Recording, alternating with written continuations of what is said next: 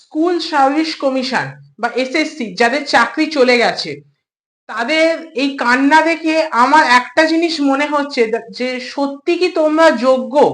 আমার একটা প্রশ্ন। তার কারণ বলছি, কেউ বলছে আমি টপার, আমার চাকরি চলে গেল আমার কি হবে, কেউ বলছে যে আমার চাকরি চলে গেল আমার সংসার চলবে কি করে। আমার এইগুলোই প্রশ্ন, সত্যি কি তোমরা যোগ্য?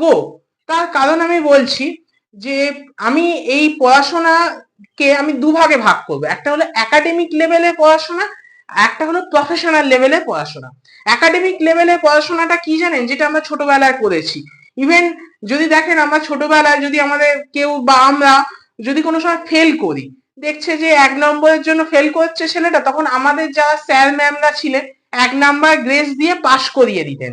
আর প্রফেশনাল লেভেলের পড়াশোনা হলো, এখানে 1 নম্বর জন্য কেউ তোমার পাস তো করাবে না, মানে এখানে 0.25 যদি তুমি কম পাও তার জন্য তোমার চাকরি হবে না, মানে কেরিয়ারটা পুরোপুরি শেষ হয়ে গেল। অবশ্য শেষ হয়ে গেল না, একটা এক্সামে না হলে আবার পরের এক্সামে দেবে, ভাই চেষ্টা করতে হবে। হলো কি হলো না, কি হবে কি হবে না, এটা পরের কথা। তা আমার এই যারা কান্নাকাটি করছে, আমার শুধু একটাই প্রশ্ন, এটা আমি মানছি আপনারা আজকে একটা চাকরি পেয়েছেন, হয়তো এরপর হয়তো কি নিশ্চিত ভাবে এই আবার যখন এই এই চাকরিটা 3 মাসের মধ্যে যে প্রসেস স্টার্ট হবে নিয়োগ প্রক্রিয়া ফার্দার, সেখানে হয়তো আপনারা হয়তো কি নিশ্চিত ভাবে বললাম না, হয়তো অনেকে পাবেনই না চাকরিটা। তা পাবেন না তো কি হয়েছে, আপনাদের যদি বয়স যদি পেরিয়ে না যায়, তাহলে আপনারা পিএসসি রিলেটেড পরীক্ষাগুলো তো দিতে পারেন। আপনাদের কাছে ডাব্লিউবিসিএস বা ক্লার্কশিপ বা ফুড এসআই মিসলেনিয়াস এই এক্সাম গুলো তো আছে। প্লাস আপনাদের একটা সমস্যা হতে পারে এজ রিলেটেড, সেটা আপনারা গভর্নমেন্ট বা কোর্টের থ্রু দিয়ে আপনারা একটা পারমিশন চান যে আমাদের চাকরিগুলো চলে গেল, আমাদের একটা এজ রিল্যাক্সেশন দেওয়া হোক যাদের বয়সগুলো পেরিয়ে যাচ্ছে, যে আমরা যাতে এই পরীক্ষাগুলো দিয়ে অন্তত একটা কিছু করে খেতে পারি। এই কথাটা আপনারা কেন বলছেন না? আপনাদের চাকরি চলে গেল আমার কি হবে সেই হবে, এই কান্নাকাটিটা কেন? আমার এটাই প্রশ্ন। তার মানে কি আমি ধরে নিতে পারি আপনারা যোগ্য নয়? কারণ একাডেমিক লেভেলের পড়াশোনা অন্যরকম হয়, প্রফেশনাল লেভেলের পড়াশোনা একরকম হয়, দুটোকে কখনো এক করতে যাবেন না। আর একটা কথা বলে দিচ্ছি, এটা আমি আগের ভিডিওতে আমার বলা উচিত ছিল, যেটা আমি মিস্টেক করেছি, সেটা হলো কোনো টিচার যদি হাই স্কুলে যদি টিউশনই করে, আমি এর আগে ভিডিওতে এই কথাটাই বলেছি যে যেখানে সেখানে কিন্তু ম্যানিপুলেট করা হয় স্টুডেন্টদের উপর, যে ভাই এই সব খাতার নাম্বারগুলো আমার হাতে আছে, আমার বাড়িতে পড়তে হয়। এবার আপনারা যদি দেখেন একটা হাই স্কুলের কত প্রায় 1400 1200 1500 মতন স্টুডেন্ট হয়। এবার সেখানে অনেক টিচার থাকে হাই স্কুলে। এবার এক একটা টিচার যে যেরকম পারে স্টুডেন্টদের ম্যানিপুলেট করে, মানে ধরুন একটা স্কুল থেকে একটা টিচার 50 জন ছাত্রকে মানে নিল, প্রাইভেট টিউশন দেবে। এবার 50 জন ছাত্রকে যদি 500 টাকা করে পার হেড যদি মাইনে নেয়, তাহলে তার কাছে কত হলো? 25,000 টাকা। তাহলে তার স্যালারি পাচ্ছে অ্যারাউন্ড 55,000, তার সাথে 25,000, মানে যেটা আমি এর আগে ক্যালকুলেশনটা বললাম, 500 × 50, এটা করলে তাহলে হচ্ছে 25,000 আর 55,000 এই দুটোকে যদি যোগ করা যায় তাহলে কত দাঁড়ায় জানেন? 80,000 টাকা।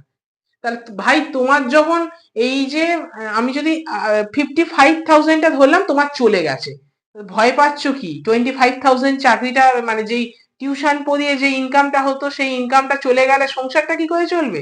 তার কারণ তোমরাও জানো তোমাদের যোগ্যতা কেমন। কারণ স্টুডেন্টরা কিন্তু তোমাদের কাছে পড়তে আসে না, তোমরা স্টুডেন্টদেরকে জোর করিয়ে ম্যানুপুলেট করে নিজেদের বাড়িতে টিউশনি গুলো আনো। এবার স্টুডেন্ট যখন জেনে যাবে মাস্টারের চাকরি নেই, তাহলে নিশ্চয়ই সে স্টুডেন্টরা সেই মাস্টারের কাছে পড়তে যাবে না। যার ফলে এই 50 × 500 অর্থাৎ এই যে 25,000 টাকার যে income, income from other source, এটাও বন্ধ হয়ে যাবে। তার ভয় পাচ্ছ? এত ভয় কিসের? শোনো একটা কথা বলে রাখতে পারি, আমরাও নিজেরাও এক্সাম দিই, আমরা জিনিসটা বুঝি। একাডেমিক লেভেল আর প্রফেশনাল লেভেলের পড়াশোনা বা এডুকেশনকে কখনো এক করতে যাবে না। একাডেমিক লেভেলের পড়াশোনা আমি নিজে বলতে পারি, ছোটবেলায় আমি নিজে 1 2 number 4 number 5 number even 10 number পর্যন্ত ভুল করে এসেছি। বাড়িতে মা বাবা মাস্টার মশাই আমাকে বকছে, এই তুই তোকে এই জানা জিনিসটাকে ভুল করে এসেছিস। আরে 10 নাম্বার তো কি হয়েছে, ও অসুবিধা নেই, এরকম একটা ব্যাপার একাডেমিক লেভেলে আমি এইরকম করেছি। বিশ্বাস করুন, যারা আমার মাস্টারমশাই শিক্ষকরা তারা জানে।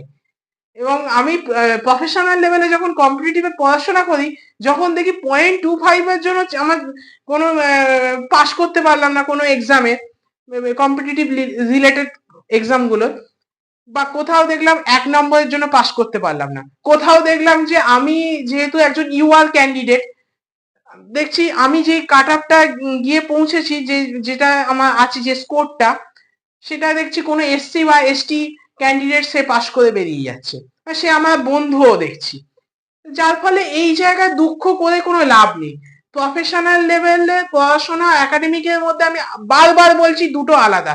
একাডেমিক লেভেলে পড়াশোনায় কি হচ্ছে, ভাই পড়াশোনা যখন করছি বা ক্লাসে যখন আমরা এক্সাম দিচ্ছি, ভাই এই প্রশ্নটা আমি পারছি না, একটু বলতো, পাশের বন্ধুর কাছ থেকে জেনে কিন্তু আমরা উত্তর লিখতে পারছি, সে তোমাকে মানে সেই জায়গাটায় তোমার হেল্প করবে।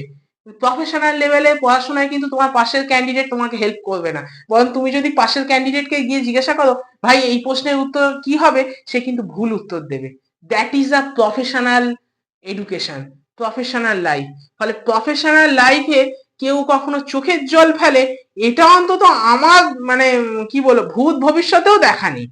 যার জন্য আমি এই চোখের জল ফেলা থেকে এইটুকানি বুঝতে পারি যে মাননীয় সুপ্রিম কোর্ট, যে মহামান্য প্রধান বিচারপতি যে রায়গুলো এসছে, প্লাস আমাদের হাইকোর্টের রায়, অ্যাকচুয়ালি তো দেখেন ক্যালকাটা হাইকোর্টের যে রায়, সেই রায়টাকে পুনর্বহাল করেছে সুপ্রিম কোর্ট। সুপ্রিম কোর্টের এই রায়টাকে আমি ওয়েলকাম করতে বাধ্য হচ্ছি, তার কারণ তোমরা যেভাবে চোখের জল ফেলছো, এইটা থেকে এইটা স্পষ্ট যে তোমরা আদেও কি চাকরিটা ঠিকভাবে পেয়েছো। যে সত্যিকারে খেটে স্ট্রাগল করে পায়, সে কখনো চোখের জল ফেলে না।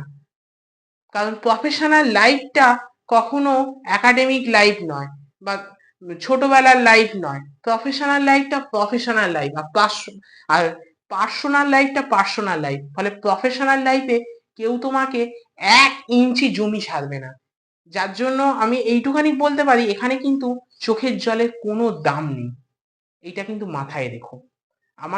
আমি এতগুলো কথা বললাম কেন জানেন, আগের ভিডিওতে আমাকে অনেকে খুব ব্যক্তিগত আক্রমণ করেওছে, আমি তা অবশ্য ভালোভাবে উত্তর দিয়েছি, আমি কিন্তু কাউকে ব্যক্তিগত আক্রমণ করিনি।